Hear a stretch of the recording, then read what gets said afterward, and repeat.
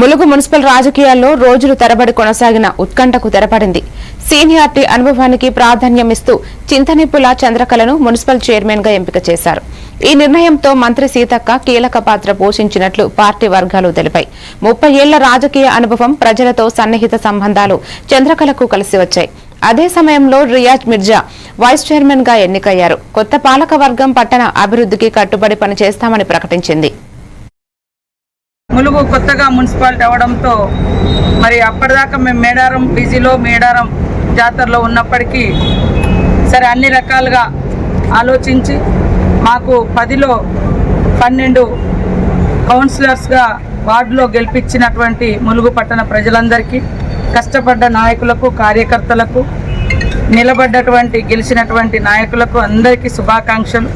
ఓడిపోయినటువంటి నాయకులు కూడా ఎవరు బాధపడకుండా మరి ప్రజాసేవలో ముందుండాలని కోరుకుంటూ ఈరోజు అంతిమంగా పార్టీ పట్టణ అధ్యక్షుడిగా పనిచేస్తూ గత 20 సంవత్సరాలుగా ఎలాంటి అటు ఇటు కాకుండా డిస్టర్బ్ చేయకుండా పార్టీ నియమ నిబంధనలకు కట్టుబడి పనిచేసినటువంటి మరి చింతనిప్పుల భిక్షపతి గారి కుటుంబానికి చంద్రకళకు చైర్మన్గా, అదేవిధంగా ఆసియా గారికి మరి ఇక్కడ 2 వర్గాలు 2 కమ్యూనిటీస్ను కూడా బ్యాలెన్స్ చేయడం కోసం మరి వైస్ చైర్మన్గా ఇవ్వడం జరిగింది.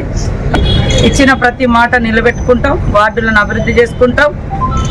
కాబట్టి అందరూ కూడా సహకరించినటువంటి ములుగు ప్రజలకు, వ్యాపారులు కానీ, మరి పట్టణంలో ఉన్నటువంటి ఓటర్లు కానీ, లేదా ఉద్యోగులు కానీ, యువకులు, మహిళలు, మీడియా అందరికి కూడా పేరు పేరున నమస్కారాలు, ధన్యవాదాలు.